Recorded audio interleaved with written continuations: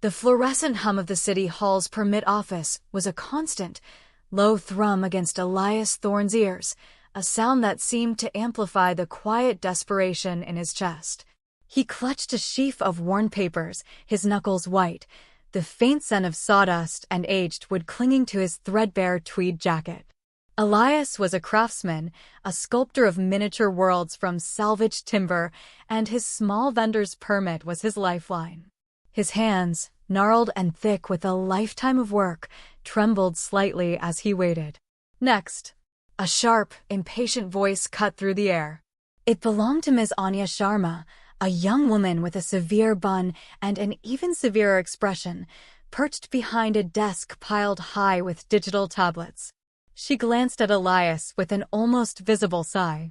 He moved slowly, his old leather satchel bumping against his hip.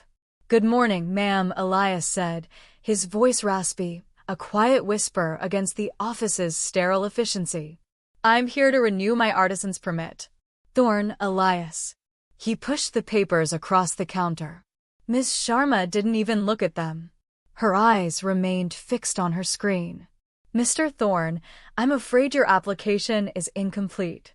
New regulations require all market vendors to have a current digital safety certification for their equipment.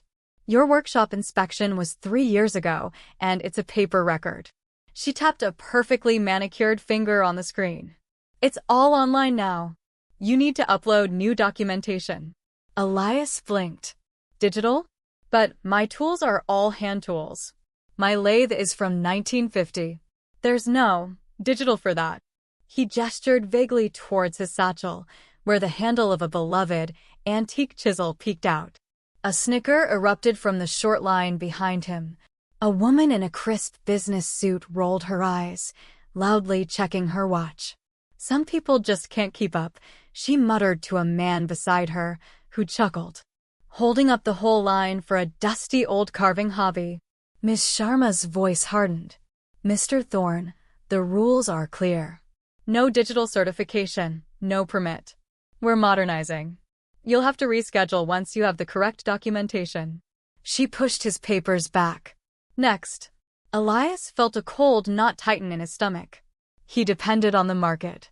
Without it, the small pension barely covered rent. He stood there, papers in hand, feeling the weight of unseen eyes, the silent judgment of the impatient line.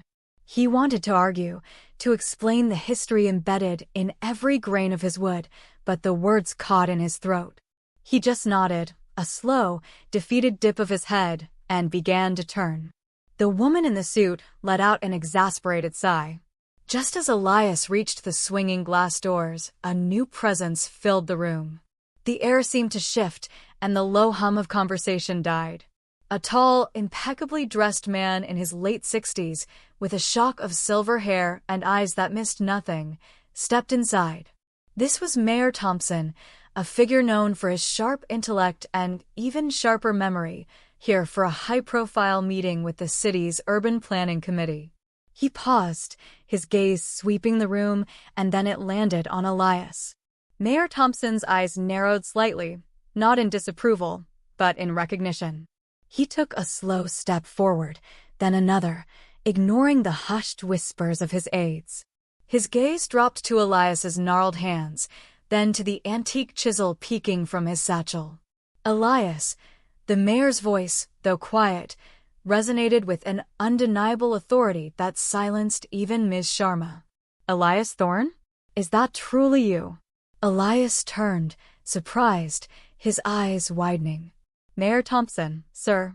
The mayor walked directly to Elias, his expression one of profound respect. He extended a hand, not for a handshake, but to gently touch Elias's shoulder. "It is you. The city owes you more than it knows, old friend." He turned, his gaze sweeping over Ms. Sharma and the now frozen line of citizens. "Do none of you recognize this man?" Ms. Sharma stammered, her face paling. "Sir, his permit application was incomplete." "New regulations." Mayor Thompson held up a hand, silencing her. He looked at Elias, a deep, almost reverent sadness in his eyes. "This man," he began, his voice carrying through the silent office, "is the reason this city still stands. 27 years ago, during the Great Flood, when the old riverfront bridge was collapsing, when the emergency services were overwhelmed and evacuation routes were cut off, Elias Thorne, then a young, unassuming carpenter, was the one who, with nothing but his wits and a few old tools, shored up the main support structure. He worked for 36 hours straight, in the swirling currents, using techniques no one else understood, saving thousands of lives trapped on the other side. He risked everything, and then, when it was over, he simply went back to his workshop." The woman in the business suit gasped, her hand flying to her mouth. The man next to her stared, wide-eyed. Miss Sharma's face was a mask of utter horror and shame, her strict demeanor crumbling. "His work was classified for years," Mayor Thompson continued, his voice softer now, but no less impactful, "to prevent panic, to control the narrative. But the truth is, Elias Thorne is a quiet architect of our survival. He built the foundation of our city's future, not with grand blueprints, but with courage and the strength of his own two hands." He turned back to Ms. Sharma, his gaze firm. "And you tell him his tools aren't digitally certified?" The question hung in the air, a heavy indictment. Ms. Sharma stammered, "And no, sir.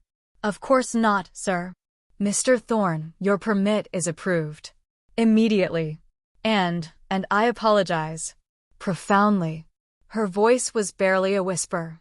The impatient citizens shuffled their feet, their faces burning with a mixture of embarrassment and dawning awe. Mayor Thompson smiled warmly at Elias. "Let's get you a fresh cup of coffee, Elias. And then we'll talk about getting you a permanent spot at the market. A place of honor, perhaps." Elias, still stunned, felt a warmth spread through him. He looked at the mayor, then at Miss Sharma, whose head was bowed, and finally at the silent, humbled faces of the citizens. He hadn't asked for recognition, never had. But in that moment, the quiet dignity he carried, the silent burdens of his past, were finally seen. He simply nodded, a small, genuine smile gracing his lips. The weight he'd carried for decades, the quiet hum of his untold story, had finally found its voice.